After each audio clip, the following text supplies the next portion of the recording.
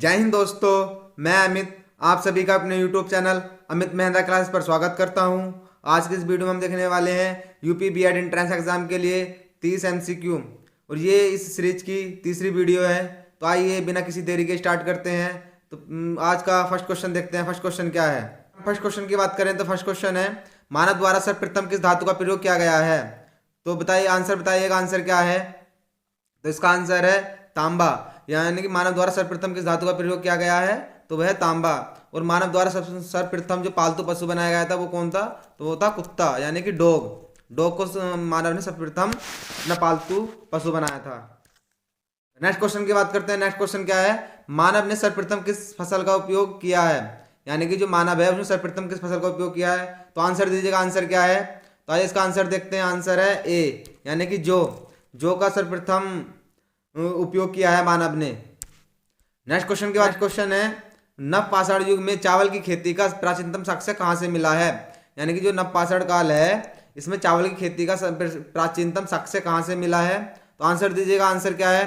तो आइए इसका आंसर देखते हैं। आंसर है कोल्डी आवा। ये कोल्डी आवा है, इसमें सर्वप्रथम चावल के साक्ष्य मिले हैं। तो नेक्स्ट क्वेश्चन है, सिंधु घाटी सभ्यता किस काल की सभ्यता मानी जाती है? यानी कि जो इंडस वैली सिविलाइजेशन है इसे किस काल की मानी जाती है? तो आंसर दीजिएगा, आंसर क्या है इसका? तो अगर इसका आंसर की बात करें तो आंसर है सी, कांस्य काल। यानी कि जो कांस्य है उस काल की सभ्यता मानी जाती है। तो अगर हम नेक्स्ट क्वेश्चन की बात करें तो नेक्स्ट क्वेश्चन है, हड़प्पा की खुदाई सर्वप्रथम कब हुई? यानी कि जो हड़प्पा की खुदाई है तो वो सर्वप्रथम कहाँ किस सन में हुई? तो आंसर दीजिएगा, आंसर है 1921। 1921 में की गई है। और ये किसके द्वारा की गई है? नाम लिखी जाए उस पर्सन का, क्या नाम है उसका जिसने इसकी खुदाई की गई। नेक्स्ट क्वेश्चन की बात करें। नेक्स्ट क्वेश्चन क्या है, निम्न में से किस स्थल को मृतकों का टीला के नाम से जाना जाता है? तो आंसर दीजिएगा, आंसर क्या है इसका? तो आंसर है सी, मोहनजोदड़ो को मृतकों का टीला माना जाता है। नेक्स्ट क्वेश्चन, जोड़ो के टीले को खोजने का श्रेय किसे जाता है? यानी कि जो मोहनजोदड़ो के टीले हैं उसे किसने खोजा था? तो आंसर दीजिएगा, आंसर क्या है इसका? तो आंसर दीजिएगा, आंसर क्या है? आंसर है ए, राखलदास बनर्जी। जो राखलदास बनर्जी है इनको टील जो मोहनजोदड़ो के टीले हैं उनको खोजने का श्रेय दिया जाता है। नेक्स्ट क्वेश्चन की बात करते हैं। नेक्स्ट क्वेश्चन क्या है, हड़प्पा सभ्यता में विशाल स्नानागार का साक्ष्य कहाँ से प्राप्त हुए हैं? यानी कि जो ये हड़प्पा सभ्यता है इसके जो विशाल स्नानागार हैं तो वो कहाँ से प्राप्त हुए हैं? आंसर दीजिएगा। तो आंसर देखते हैं इसका आंसर क्या है। तो इसका आंसर की बात करें तो आंसर है बी, मोहनजोदड़ो से मिले हैं स्नानागार के साक्ष्य। नेक्स्ट क्वेश्चन की बात करते हैं। नेक्स्ट क्वेश्चन क्या है, निम्न में से कौन सा युग्म सुमेलित नहीं है? यानी कि इनमें से कौन सा युग्म सुमेलित नहीं है? तो आंसर दीजिएगा, आंसर क्या है इसका? आंसर है डी, डी है लोथल। इस सतलज पर नहीं है, दूसरी नदी पर है। तो नेक्स्ट क्वेश्चन की बात करते हैं। नेक्स्ट क्वेश्चन क्या है, सिंधु घाटी सभ्यता में गोदीवाड़ा का साक्ष्य कहाँ से प्राप्त हुआ है? यानी जो गोदीवाड़ा है इसका साक्ष्य कहाँ से मिला है? क्वेश्चन आंसर दीजिएगा, आंसर क्या है? तो आंसर है बी, लोथल से गोदीवाड़ा के साक्ष्य प्राप्त हुए हैं। और नेक्स्ट क्वेश्चन की बात करें। नेक्स्ट क्वेश्चन क्या है, निम्न में से किस धातु का प्रयोग हड़प्पा के लोग नहीं करते थे? यानी कि किस धातु का उपयोग हड़प्पा के लोग नहीं करते थे? तो आंसर दीजिएगा, आंसर क्या है? डी, लोहे का उपयोग नहीं करते थे हड़प्पा के लोग। क्वेश्चन देखते हैं। नेक्स्ट क्वेश्चन क्या है, किस हड़प्पा सभ्यता स्थल से कांस्य नर्तकी की मूर्ति मिली है? यानी कि जो कांस्य नर्तकी की मूर्ति मिली है वो किस स्थल से मिली है हड़प्पा सभ्यता में? तो आंसर दीजिएगा, आंसर क्या है इसका? तो आंसर है इसका ए, मोहनजोदड़ो। मोहनजोदड़ो से कांस्य नर्तकी की मूर्ति मिली है। नेक्स्ट क्वेश्चन देखते हैं। नेक्स्ट क्वेश्चन क्या है, प्राचीनतम सिक्कों को क्या कहा जाता है?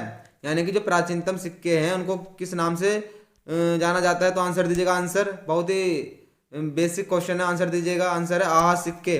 आहत सिक्के कहा जाता है प्राचीनतम सिक्कों को।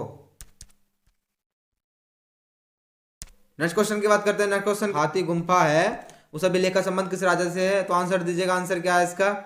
आंसर है बी, खारवेल से है इसका संबंध।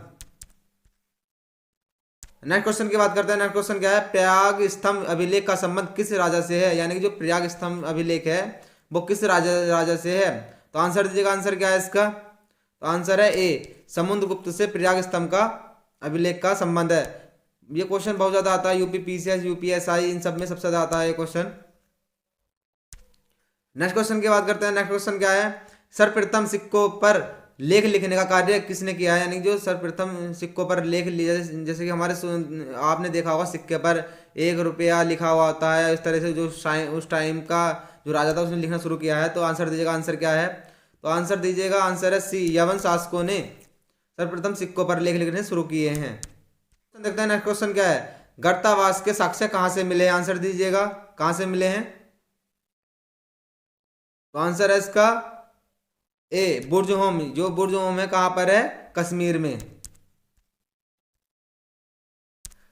नेक्स्ट क्वेश्चन देखते हैं। नेक्स्ट क्वेश्चन क्या है, जुते हुए खेत के साक्ष्य कहाँ से मिले हैं, यानी जो जुते हुए खेत हैं उसके साक्ष्य कहाँ से मिले हैं, आंसर दीजिएगा, आंसर क्या है।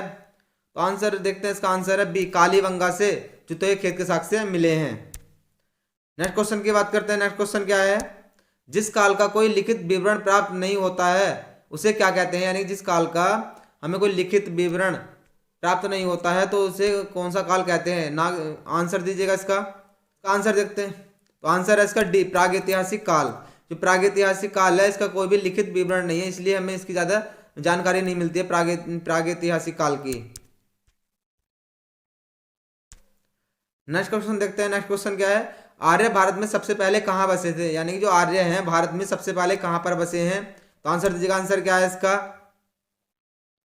तो इसका आंसर देखते हैं, आंसर है ए, सप्त सिंधु प्रदेश, यानी जो सप्त सिंधु प्रदेश है वहां पर सबसे पहले ये आकर बसे थे आर्य। क्वेश्चन की बात करते हैं। नेक्स्ट क्वेश्चन क्या है, ऋग्वेदिक काल का सर्वाधिक महत्वपूर्ण देवता कौन था, यानी जो ऋग्वेदिक काल है उसका सर्वाधिक महत्वपूर्ण देवता कौन सा था। तो आंसर दीजिएगा, आंसर क्या है इसका, आंसर है सी, इंद्र को ऋग्वेदिक काल में बहुत ही ज्यादा महत्व दिया जाता था।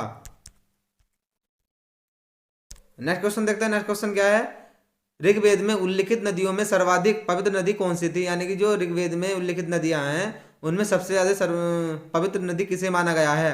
तो इसका आंसर दीजिएगा, आंसर है बी, सरस्वती को सबसे पवित्र माना गया है।